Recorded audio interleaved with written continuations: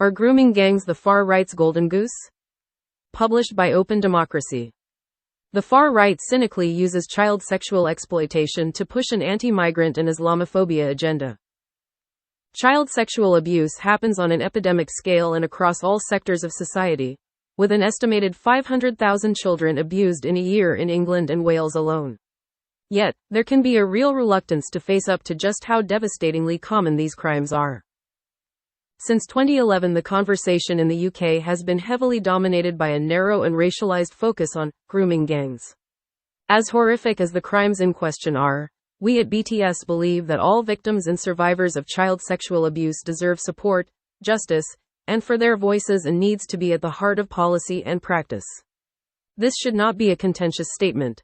Yet, attempts to challenge inaccurate stereotyping and recenter the conversation to be more inclusive, survivor-centered and evidence-based are routinely met by accusations of obfuscation and denial. There have certainly been abysmal failings in responding to grooming gangs. This is sadly true for so much child sexual abuse, regardless of whether it happens in schools, churches, families, sports clubs, or other institutions. Indeed, the Independent Inquiry into Child Sexual Abuse, IICSA, 2015-22, which heard from over 6,000 survivors, identified a litany of failings in child protection across the board. Yet, despite investing over £186 million in public funds into the inquiry, the former Conservative administration had yet to implement a single recommendation by the time they left office in 2024. In this interview, BTS caught up with Louise Raw, a historian, child sexual abuse survivor, and founder of Survivors Against Fascism, to discuss the devastating ways in which the topic of child sexual abuse is weaponized for political ends and what opportunities for pushback are being missed. This interview has been edited for length and clarity. BTS. Child abuse is, unfortunately, a very broad topic. Let's start by narrowing down our discussion. How do you define your area of work? Louise Raw.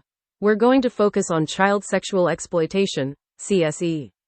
It's a subset under the horrible umbrella of child abuse, and a bit different to other types of child sexual abuse, CSA. In some ways it's less obvious. With most CSA, the abuser is usually someone known to the child. A family member, friend of the family, or someone in a position of authority will force the child into a sexual relationship. CSE, on the other hand, often involves someone not known or related to the child. BTS. What does CSE entail? Louise. There are many ways this could play out, but I'll give you a typical scenario. At the beginning, the exploiter will love bomb their target with compliments and affection. They'll give them gifts, take them out to dinner, tell them they're in love. The child may genuinely believe this is a relationship. For them, their boyfriend is perhaps a few years older, but he's great. From the outside, it can also seem unremarkable, especially to people who are blinded by misogyny or class bias. They might look at these girls, how they dress, who their boyfriends are, and ask, what's the problem? It seems consensual to me. And since the victim, if confronted, will often say the relationship is consensual, seeing the trap they're falling into can be really difficult. But if their new boyfriend is a CSE predator, that's exactly what's happening. And if that person is acting as part of a group, CSE by multiple perpetrators, the young girl is falling prey to what the press and politicians like to term a grooming gang. At some point, the coercion will start through threats, blackmail, or another form of pressure. It could involve drugs and alcohol. Perhaps the boyfriend will break form at a party, saying, "Here's my friend, here's my cousin, have sex with them as well." Once that bridge gets crossed, the abuse tends to deepen. The child goes from girlfriend to someone controlled for sex. BTS. Why did you qualify the term grooming gang as something the press and politicians like to say? Louise. Because the term is massively racialized. It first entered the public consciousness in 2011, when the Times ran an exposé on what it called on-street grooming involving Asian men. It has since morphed into Muslim grooming gangs. There is this racist, Islamophobic idea floating around that there is something inherent to these communities and their beliefs that leads people to abuse in this way. This, and virtually only this, gets labeled as grooming gangs. We rarely, if ever, see it applied to white perpetrators. For them, pedophile network, might be used, perhaps, child sex ring. And while those are also considered bad, nobody asks whether something specific in their culture or religion made them do it. Nobody demands that all white people condemn the actions of those white perpetrators, or reaffirm their allegiance to British values. Such questions and demands are only reserved for people who aren't white or Christian. For all those reasons, grooming gangs isn't a term that I love. CSE by multiple perpetrators describes the situation perfectly well, without the dog whistle racism. BTS. CSE is one of those topics that nobody in public office can risk being tarred as being for. That makes it incredibly risky to stand up to misinformation on this topic, something political figures on the far right seem to have fully understood. Grooming gangs, the state's failure to counter them, and the state's refusal to acknowledge their supposed root cause, i.e., Asian and/or Muslim identity, are all mainstays of far-right messaging today. How has the far-right turned CSE to their advantage? Louise. It's just about the only thing that all of society can agree on. Nobody likes nonces, pedophiles, apart from other nonces. As you said, that gives it incredible power as a weapon. Not a terribly hard one to use either, as it doesn't take a genius to appeal to that sort of base instinct. Hence the difficulty in fighting back. If you say anything in dissent, or even just try to add some nuance, they can shoot back. What are you, pro-pedophilia? Far-right campaigning around this goes back even further than the original exposé in the Times. It's such an important issue to them that groups are actually fighting over the mantle of who was first. Look on the BNP website. Next to slogans like, "Our children are not halal meat," you'll see it. There is absolutely no doubt that Marlene Guest and the BNP exposed the Islamist rape gang scandal 20 years ago. You can forget about those who are trying to take credit for the exposure. People such as Tommy Robinson, Nigel Farage and even Maggie Oliver. None of these people exposed the grooming of our girls in Britain all those years ago. The BNP were indeed early on this. More people started jumping on this bandwagon after the Times story broke, but it was around 2014 that groups really started claiming that Islam was the root cause of the issue. You had the BNP marching on it, organizing on it. Yes, they had focused on Islam before, but it had been in a more general, great replacement type way. Islam is evil, barbarians at the gates, they want to take us over, etc. But from about 2014 onwards, the far right increasingly started to specifically connect Islam with pedophilia. If you think about it, it was a new take on the barbarians at the gates message, but this time they're already inside. They're here, they're in your city, they want to replace you, they're a threat to your kids. This line of scaremongering around alien cultures and sexual threat is old, much older than the current debate. We saw it in Victorian England with the yellow peril, a racist term designed to spread fear about Chinese workers. Then it was something said about Jewish people, then black men. Now it's Islam's turn. Add children into the mix, and you've got yourself the perfect weapon. No matter what you say, you can always preface it by saying you're not being racist, you're just defending women and kids.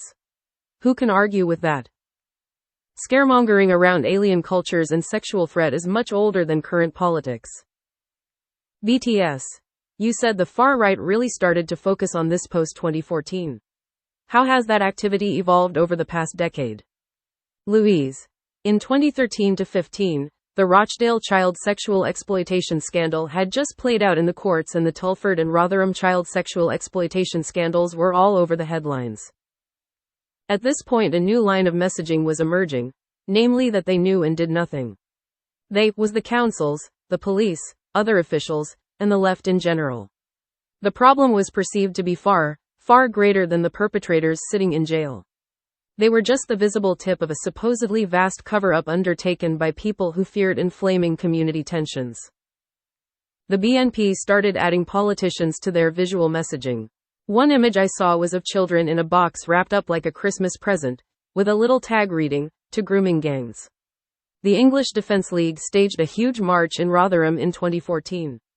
In 2017, a report from the Quilliam Foundation claimed that 84% of group-based CSE was committed by men with Asian heritage. This figure was quickly challenged by experts in the field, but it didn't really matter. This really powerful idea was already out there and there was no pulling it back. Soon after, the Democratic Football Lads Alliance started unveiling massive banners about the apparent threat to women and girls from Islam. And then there is Tommy Robinson. He used to lead the English Defence League, but by the mid-2010s he was pretty washed up. Then, in 2016, he joined the right-wing Canadian website Rebel Media as a journalist of sorts. He got himself arrested for filming outside sexual exploitation trials in Canterbury and Leeds, where, according to Guardian, he made what a judge later described as generically derogative remarks about the defendant's ethnicity and religion while claiming that child sexual abuse had been covered up. These stunts brought Robinson back to stardom in far-right circles as a truth-teller and political prisoner valiantly standing up against the conspiracy. He did it brilliantly, manipulating a lot of people while making himself a good deal of money in the process. I've been told by so many people on the far right that Robinson exposed the grooming gangs, and I've been asked how I can criticize a man who exposes grooming gangs. He didn't actually expose anything. If anything, he endangered the trials. But that reputation remains solid in certain circles, and shows again how CSE narratives can be effectively used to attack anyone who questions them. It has continued to snowball, most recently with Elon Musk's interventions earlier this year. As Andrew Gillingham presciently noted in a Telegraph column way back in 2011, there could hardly be a more emotive story than this. Sexual abuse, white girls, Pakistani men, politically correct establishment letting it all happen. BTS. What parts of the story do the far right have to omit in order to keep the weapon sharp? Louise. Brown girls, male victims, white perpetrators. We know that pedophiles target those close to them, people who are accessible. Official reports acknowledge that there is likely massive underreporting from Muslim girls, but where is the outcry and promise of support for them? Male victims also never seem to get mentioned, yet there's every reason to think boys are victimized as well. Indeed, if we treated pedophilia rather than racialized pedophilia as the problem, Telford, Rochdale, Rotherham, and the Catholic Church would all be mentioned in the same sentence and receive the same kind of attention. There are a lot of convicted child sex offenders in the ranks of the far right. Finally, the far right never talks about its own problem with pedophilia and child abuse. Not all white perpetrators are on the far right, of course. But there are enough documented examples that it should really be part of the conversation. Robert Ewing, a self-described neo-Nazi, was found guilty in 2015 of murdering 15-year-old Paige Chivers. Elliot Jones, who was once incarcerated for attacking a mosque, and his brother tried to entrap and extort a pedophile online. They had dubbed themselves the pedophile squad. Yet 2 years earlier, Jones himself had been convicted of trying to incite a child into sexual activity. Or Jack Denny, a former police sergeant and one-time candidate for Reform UK. He was dropped from the ballot when it was revealed that he had been convicted of possessing indecent images of children. The list goes on and on. I think this is important to stress, as being protectors of women and children is so core to their rhetoric. There are a lot of convicted child sex offenders in the ranks of the far right. If they were truly so anti-pedophile, wouldn't they be the first to expose and condemn their own? That's the real cover-up. They will not speak to it, at all. And if you speak to it, boy, do they come down on you. BTS. What has been the response to this from both the state and civil society? Louise. The response has been poor by just about everybody. In general, it's been to not push back against the narrative. Let's state clearly that pedophilia exists in a fairly stable percentage. I think it's about 2% across every diverse group. So let's look at this as a non-racialized issue of male violence and misogyny. This is something governments could do. They could say, we care about all victims, so we're going to put more money into this. We're going to put more into helping victims, into helping people report, into educating the police, into educating local councils and local authorities. But what have they done instead? They've given into the far-right narrative at every turn. It makes it look like they're guilty of what the far right has always accused them of, covering it up.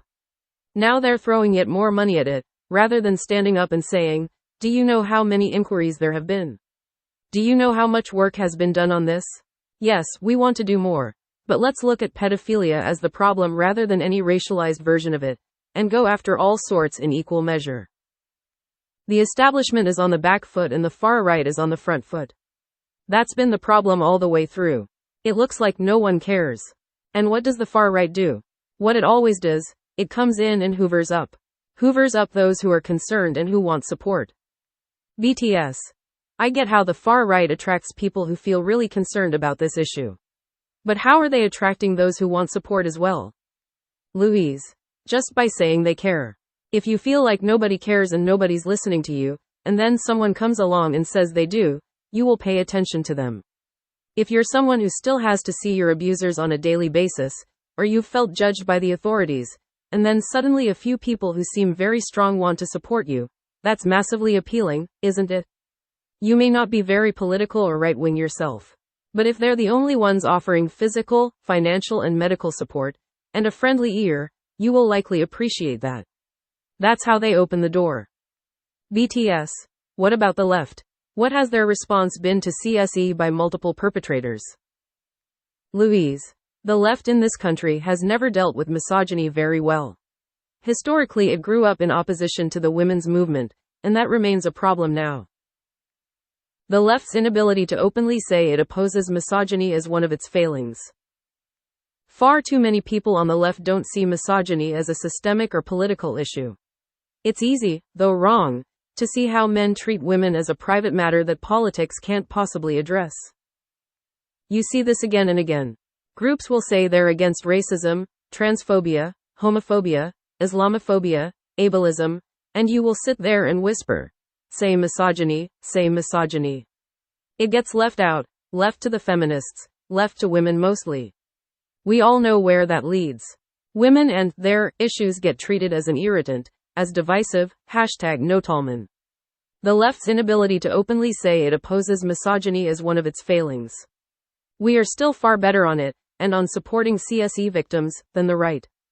But we need to make that much clearer. BTS. Last month, the National Audit on Group-Based Child Sexual Exploitation and Abuse was released by Louise Casey, a peer in the House of Lords. The Prime Minister has responded by saying he accepts the report's recommendation to open a full national inquiry into grooming gangs. How do you assess this development? Does the report give us reasons for optimism, or do you think it steers the government in an unproductive direction? The decision to commission a review that focused exclusively on group-based CSE was deeply problematic from the start. It suggests a hierarchy of abuse, that this is the most important, most serious, perhaps most common form of CSE. Those starting limitations will create a severely blinkered result. Its analysis will ignore tragedies like the murder of 15-year-old Paige Chivers by a white EDL and BNP supporter. It will also ignore the millions of children abused in the most common way, by individual people they know. They won't count, and the society and services that failed them will get away without so much as a sideways glance. Instead, the parameters of the report will ensure that attention stays only on group-based CSE, and most likely only on group-based CSE committed by people who aren't white.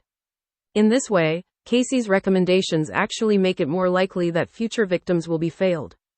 The report is a showy, media-friendly, far-right appeasing sticking plaster on just one of many gaping wounds.